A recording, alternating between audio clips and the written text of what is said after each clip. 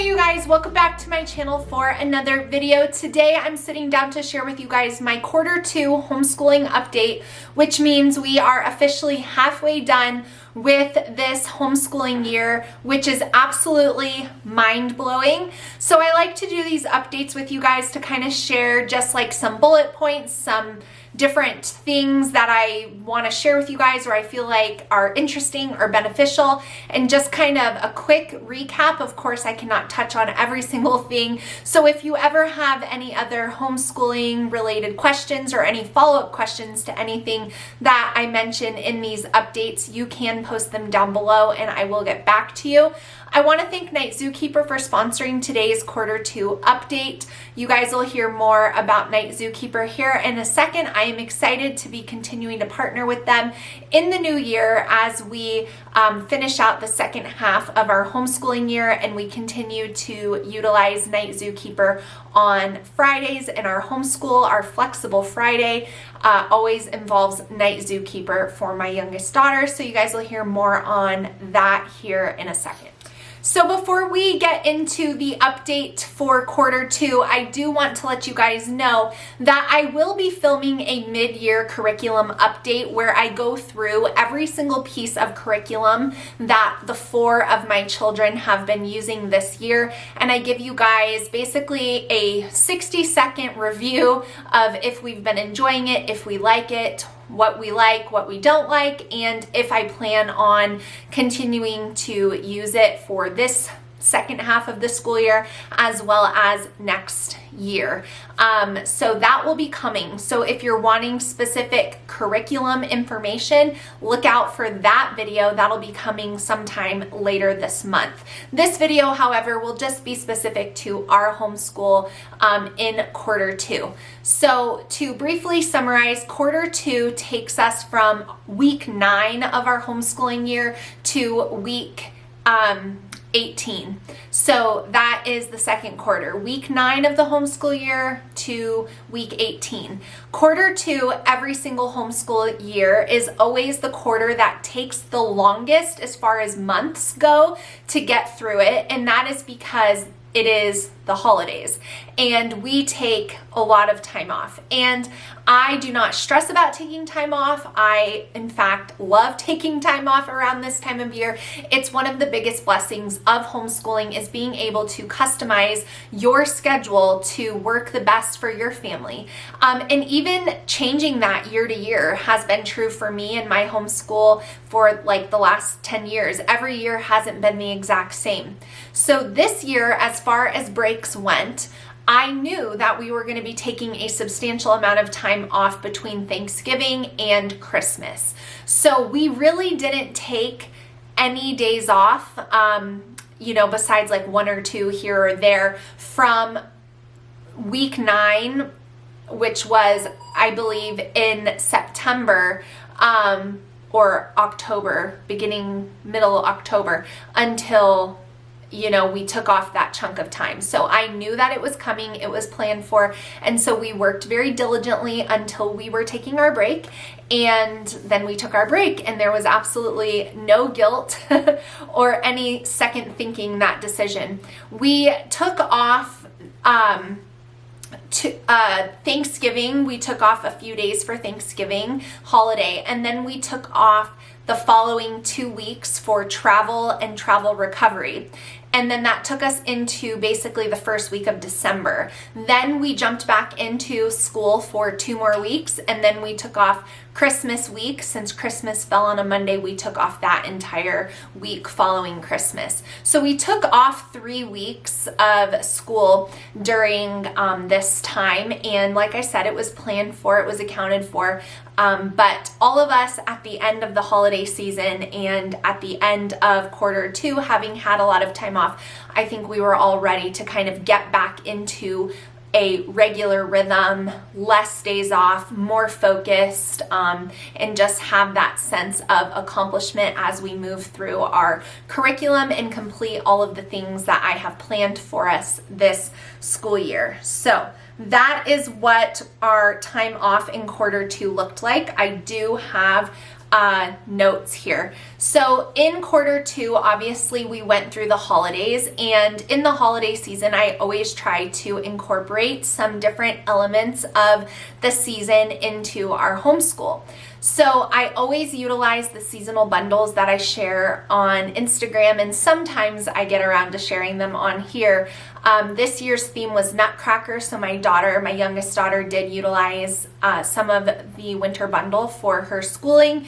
And then we did our bucket lists and activities with all of my kids around the morning table. We also went through the Not Consumed Adoration in the Manger Bible study. We started that in November, so I knew we would be done with it by Christmas, and we really enjoyed that. I also had us read through a new Advent study. They were daily Advent readings from John Piper. They were small little books that I bought on christianbook.com, and it was really great. This was an Advent study that I felt was very adult. It wasn't geared toward kids, and with my kids, the ages they are at, it just felt the most appropriate, and it was pretty deep, and so we talked a lot about that, and that was really great.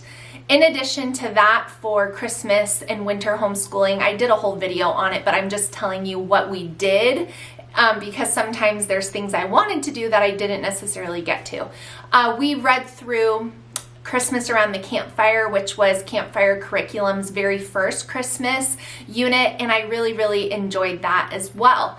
The only thing that I set out to do for our Christmas and winter schooling that I didn't get to was reading a long winter as a read aloud, and I just did not get to that. I think it's because I was doing a lot of reading when I was reading the Christmas Around the Campfire Curriculum's unit. I was reading that to my kids. I was reading the daily Advents reading to my kids, and so adding in like a chapter book, it just didn't work out. And we were also still doing all of our other subjects, history, math, science, all those things. And so reading aloud this year has been, this is the first year. I am a huge advocate of reading aloud, and I've been reading aloud, and I've just been reading other things. So reading like a chapter book to my kids for fun just has not really been happening this year, and I think it's one of those things that I'm just going to have to accept. It's been such a pillar in our homeschool, and I've been trying to hang on to it for dear life, but there's just only so much reading I can do when I'm reading apologetics information, when I'm reading science lessons to my youngest daughter, when I'm reading history lessons to my younger two kids, Tuttle twins to my younger two kids. Like, I'm reading a lot of stuff to them, so getting to a chapter book has just been a challenge. I'm still going to try as we head into quarter three, but I just don't know if this year is going to be the year of read alouds in our house as far as like chapter books go. So that's a little bit of a new thing that I'm trying not to feel bad for or feel guilty for. Sometimes when things change in homeschooling, you can feel bad if it's just not working anymore, but really you shouldn't be feeling bad, because it's just acknowledging that there's different needs and different times and different seasons in your homeschool, and the ages and stages of life are changing, and so your homeschool is naturally going to reflect that, and that is me preaching to my own heart. So as we get ready to head into quarter three of our homeschooling year, we will still be utilizing Night Zookeeper in our homeschool on Fridays. I keep Fridays flexible for doing anything that we didn't get to, doing fun art projects, and really just changing things up, especially for my youngest daughter. If you guys have never heard of Night Zookeeper, it is an award-winning creative writing and language arts platform created for kids ages 5 through 12. There are so many games that will help your child with all things language arts, whether it's spelling, whether it's grammar, whether it's sentence structure, whether it's writing paragraphs on their own, whether it's creative writing, whatever it is, Night Zookeeper will help your kids enjoy learning new concepts, but also great practice for reinforcing those concepts that you're already teaching your kids using whatever language arts curriculum you are using. They can win coins and prizes and navigate their way through Night Zookeeper. They can even have their writings looked at and get feedback on and provide, you know, instruction on that. There's just so many wonderful games on Night Zookeeper that your kids will love.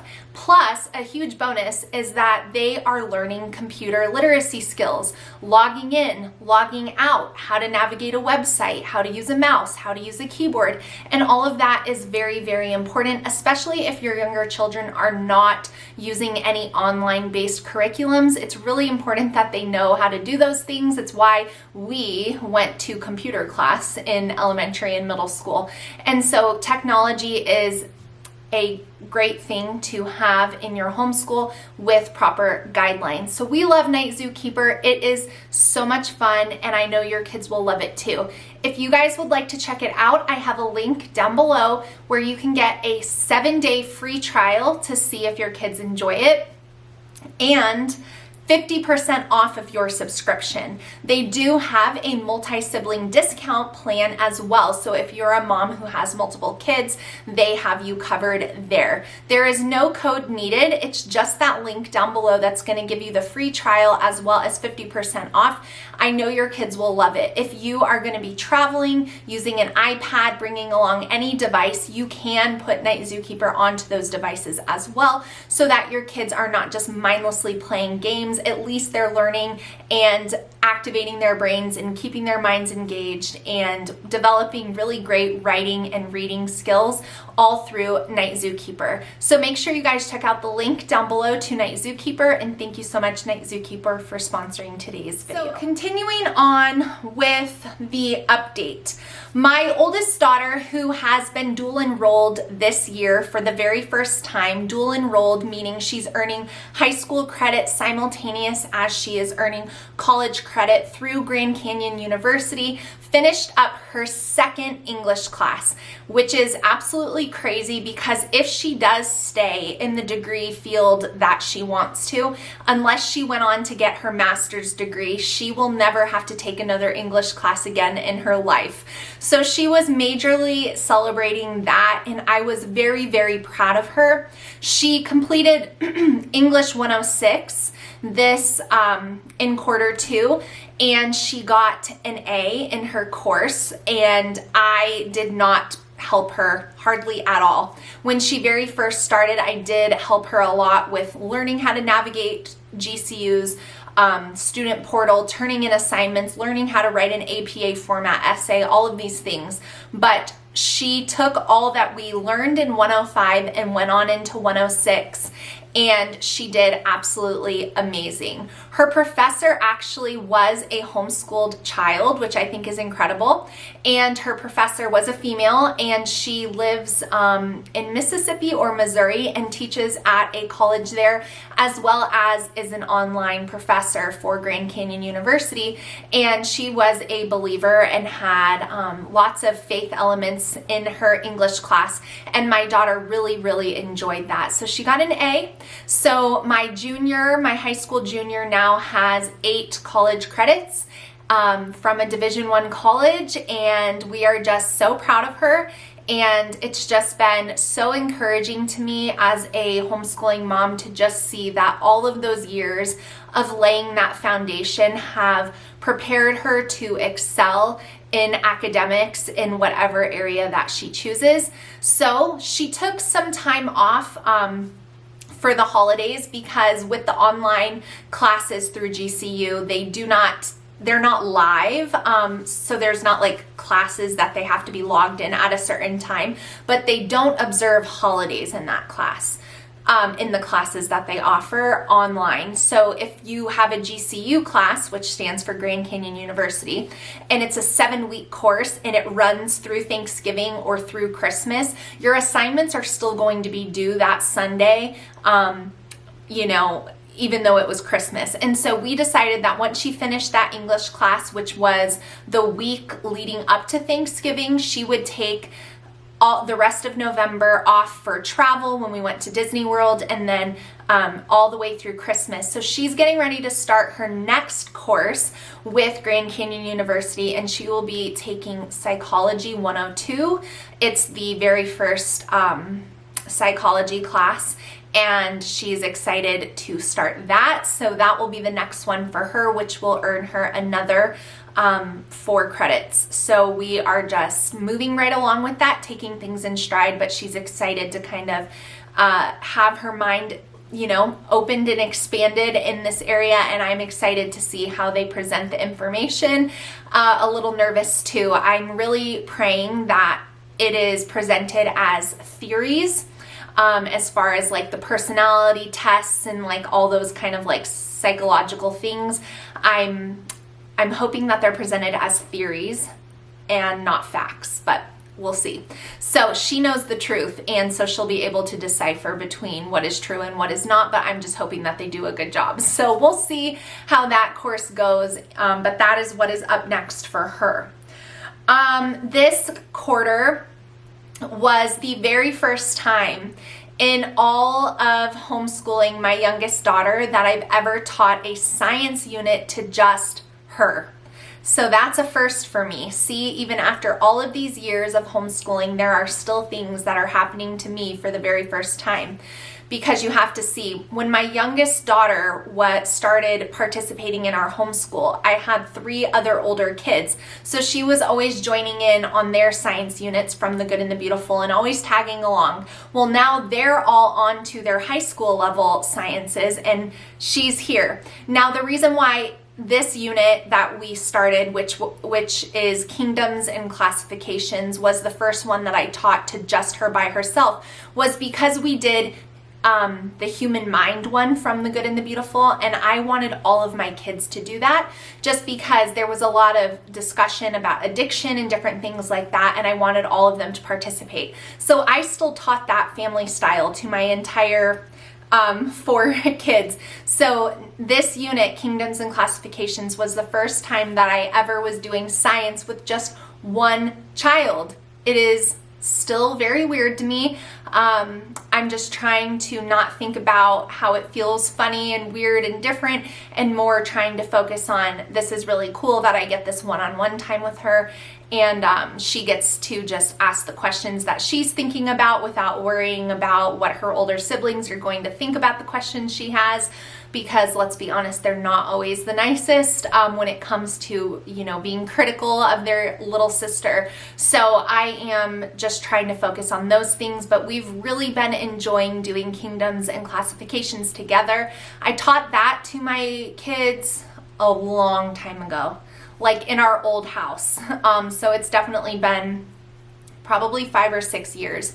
So I knew that she didn't have any memory of it at all. So this was a good time for us to come back to that. We just finished a couple lessons ago, the one where you get the agar plates or agar plates, and you grow, you know, you swab different places in your house and see what you can grow. She chose to do the bottom of a shoe, our dog's paw, the slider handled on our sliding glass door, and the toilet. And let me just tell you guys, the bottom of the shoe was absolutely horrifying. So that is why we do not wear shoes in our house. And if you wear shoes in your house, you might want to reconsider that. But we had a lot of fun with that, and we've really been enjoying this unit together. I already told you guys about the read aloud difficulty. I had that on my notes. It says no read alouds. This has never happened. I already shared that with you guys. The last thing that I really wanted to update you guys on is that last school year, in an attempt to help my mental overload, I placed checkpoints in our year to kind of, so that I wasn't always mentally needing to keep tabs on where everyone was with their curriculum and lessons.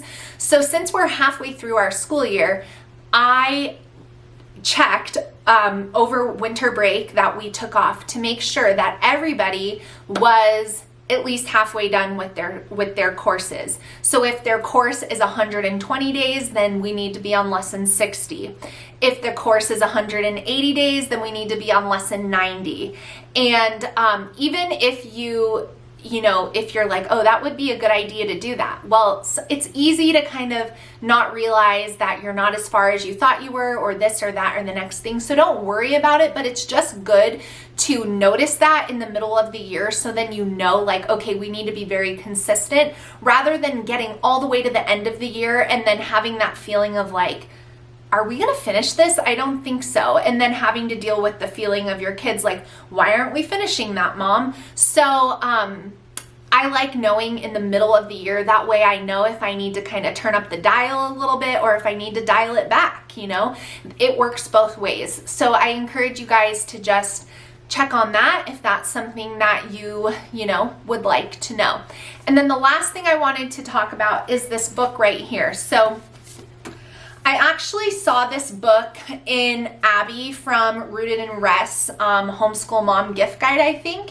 And I'll link to this down below. So this is How to Read the Bible for All It's Worth. It's a practical approach to Bible study in an easy to understand style.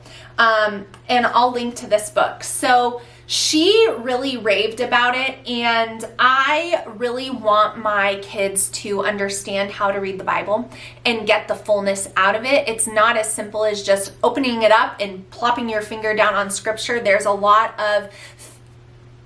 that goes into it. The historical context, who it was being written to, what was the purpose of the writing, who was the author. There's a lot that goes into it, and I want my kids to have proper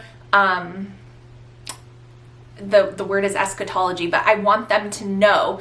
And so Abby recommended this for adults, and so I ordered it, and as I was looking through it, I was like, yes, this is amazing. So I'm actually going to have my oldest two kids, I bought 2 copies. I'm going to have my oldest 2 kids start reading this. I definitely think this is good for high school and above, and not to mention for you and me.